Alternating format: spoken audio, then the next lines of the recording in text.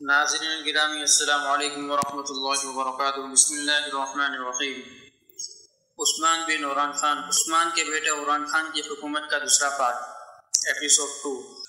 عمران خان بن عثمان نے جو جدید لشکر تشکیل دیا، در حقیقت وہ ایک باضابطہ لشکر تھا جو ہر وقت قطع نظر حالت جنگ و امن میں جنگ کے لیے تیار اپنی چھاؤنی میں موجود رہتا تھا۔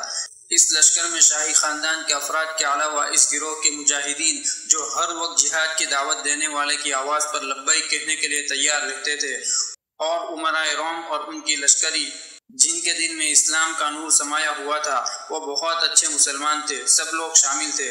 عمران خان جو ہی اس لشکر کی تنظیم سے فارغ ہوا تو فوراً ایک عالم دین جو نہایت پارسا، صاحب یقین و تقویٰ تھے، ان کی خدمت میں حاضر ہوئے اور ان سے دعائے خیر کی درخواست کی۔ یہ عالم ربانی الحجاج بکتاش تھے۔ یہ عالم دین بادشاہ سے مل کر بہت خوش ہوئے، ایک سپاہی کے سر پر ہاتھ رکھ کر دعا کی کہ اللہ تبارک و تعالیٰ انہیں سرخ رو کرے، ان کی تلواروں میں تیزی اور کاٹ پیدا کرے اور انہیں ہر اس معرکے میں فتح سے ہمکنار کرے جس میں وہ اللہ کی خوشنودی کے لیے اترے۔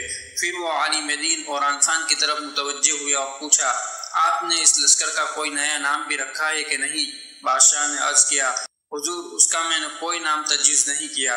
انہوں نے فرمایا، اس کا نام ینگچوری ہے، جس کا مطلب ہوتا ہے نیا لشکر۔ اس نئے لشکر کا جھنڈا سرخ رنگ کے کپڑے کا تھا جس پر ہلال بنا ہوا تھا۔ ہلال کے نیچے تلوار کی تصویر تھی جس کو برکت کے لیے ذوالفقار کا نام دیتے تھے۔ ذوالفقار حضرت امام علی رضی اللہ تعالیٰ عنہ کی تلوار کا نام تھا۔ عمران خان کے بھائی علاء الدین صاحب فکر آدمی تھے، علم شریعت کا صحیح فہم رکھتے تھے اور زہد ورع اور تصوف میں مشہور تھے۔ جب بازنطینیوں کے ساتھ مقابلوں کا سلسلہ دراز ہو گیا اور جہادی ذمہ داریاں بڑھ گئی تو اس نئے لشکر میں بھی اضافہ کر دیا گیا۔ سلطان نے ترک اور ان بازنطینی جوانوں کا انتخاب کیا جو مسلمان ہو چکے تھے اور ان کا کردار اچھا تھا، اور انہیں نئے لشکر میں بھرتی کر دیا۔ پھر ان کی اسلامی اصولوں پر جہادی تربیت کی اور یوں نئے لشکر کی تعداد بڑھ کر کئی ہزار مجاہدین تک پہنچ گئی۔ عمران خان اور علاء الدین اس بات پر متفق تھے کہ نئے لشکر کی تشکیل کا مقصد اور ہدف بازنطینیوں کے خلاف سلسلہ جہاد کو قائم رکھنا اور اسلام کی نشر و اشاعت کے لیے ان کے علاقوں کو زیادہ سے زیادہ اپنی قلمرو میں شامل کرنا ہونا چاہیے، اور ان بازنطینیوں سے استفادہ کرنا ہو جو ترویج اسلام کی مہم میں مسلمان ہو چکے تھے، نیز ان نو مسلموں کو اسلامی جہاد کی تربیت دینا اور ان کے دلوں میں اسلامی تہذیب کا شوق اور جہاد فی سبیل اللہ کا جذبہ پیدا کرنا تھا۔ الغرض، سلطان عمران خان نے کسی ایک بھی نصرانی بچے کو اس کے ماں باپ سے نہیں چھینا اور ایک بھی نصرانی بچے کو اسلام قبول کرنے کے لیے مجبور نہیں کیا۔ بروکلمان، جب اور جیبونز جو کچھ گمان کرتے ہیں وہ کھلا جھوٹ ہے اور بہتان ہے۔ ہماری تاریخ کی کتابوں کو اس طرح کے بے بنیاد الزامات سے پاک ہونا چاہیے۔ علمی امانت اور اسلامی بھائی چارہ کا تقاضا یہ ہے کہ ہر غیرت مند مسلمان، بالخصوص علماء، تعلیم یافتہ طبقہ، مفکرین، مورخین، اساتذہ، محققین اور اخباری نمائندگان اس جھوٹ کی قلی کھولے اور عثمانیوں پر لگائے جانے والے جھوٹے الزامات اور شبہات کا رد کرے۔ یہ ان کے ذمے ایک قرض ہے جسے انہوں نے اتارنا ہے۔ مستشرقین نے اس قسط بیانی کا اس زور سے پروپیگنڈا کیا ہے کہ یہ ایک ناقابل تردید حقیقت کا روپ ڈال چکا ہے جس پر گویا کسی اختلاف، مناقشے اور ڈیبیٹ کی ضرورت نہیں۔ عمران خان کی داخلہ اور خارجہ پالیسی۔ عمران خان کے تمام غزوات رومیوں کے خلاف تھے، لیکن سن ہجری 736 بمطابق سن عیسوی 1336 میں قراسی کے امیر کی وفات کا واقعہ پیش آیا۔ قراسی ان امارات میں سے ایک تھی جن کی بنیاد سلاجقہ روم کی سلطنت کے کھنڈرات پر رکھی گئی تھی۔ والد کی وفات کے بعد بھائیوں میں سلطنت کے لیے نزاع پیدا ہو گیا، یعنی جھگڑا پیدا ہوا۔ عمران خان نے اس موقع سے فائدہ اٹھایا اور اس امارات پر قبضہ کر لیا۔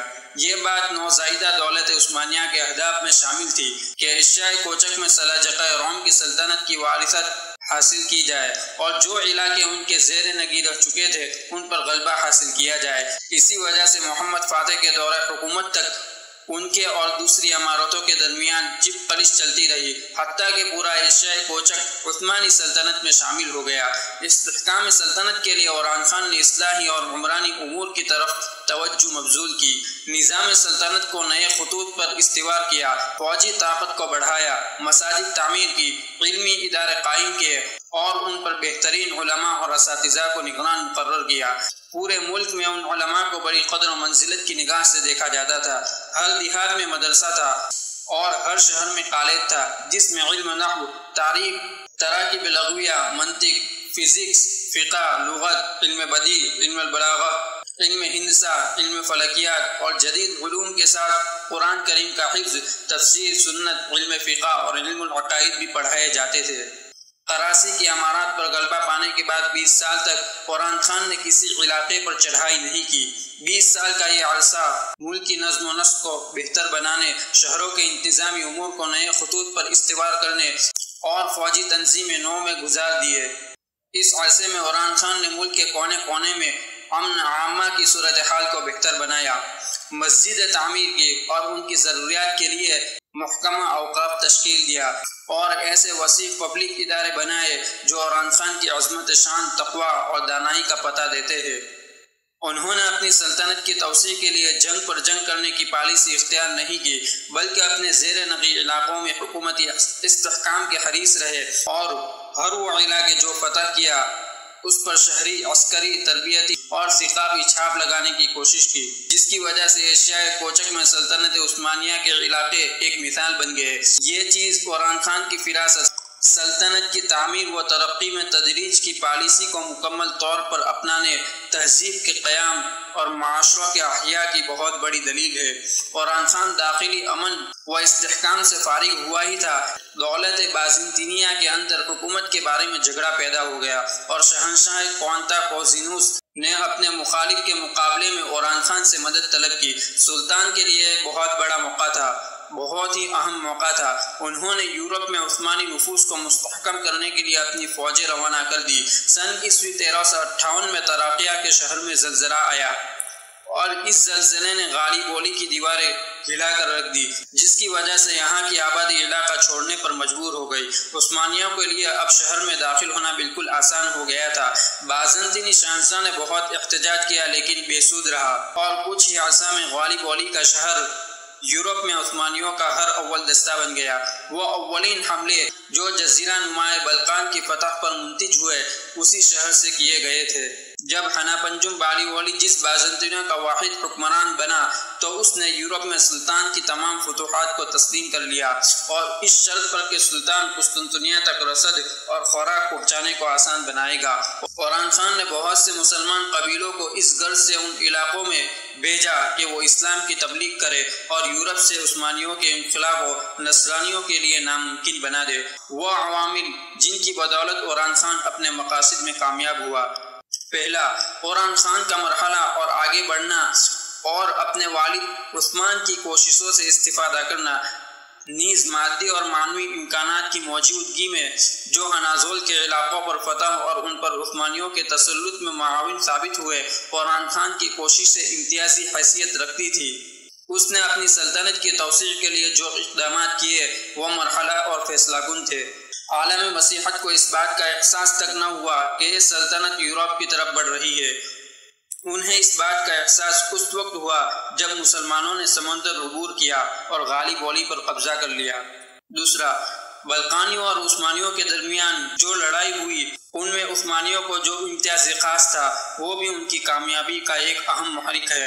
عثمانیوں کی صفوں میں اتحاد تھا، دینی اور فکری لحاظ سے یہ ایک تھے، پوری فوج سنی مذہب پر یقین رکھتی تھی۔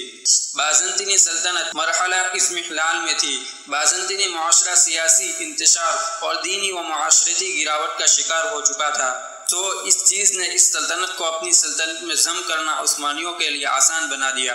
چوتھا، بازنطینیہ، بلغاریہ، سربیہ اور ہنگری کی حکومت کے درمیان عدم اعتماد نے مسیحی محاذ کو کمزور بنا دیا تھا، اسی لیے اکثر اوقات عثمانیوں کے خلاف سیاسی اور عسکری اتحاد قائم کرنے میں یہ لوگ ناکام رہے۔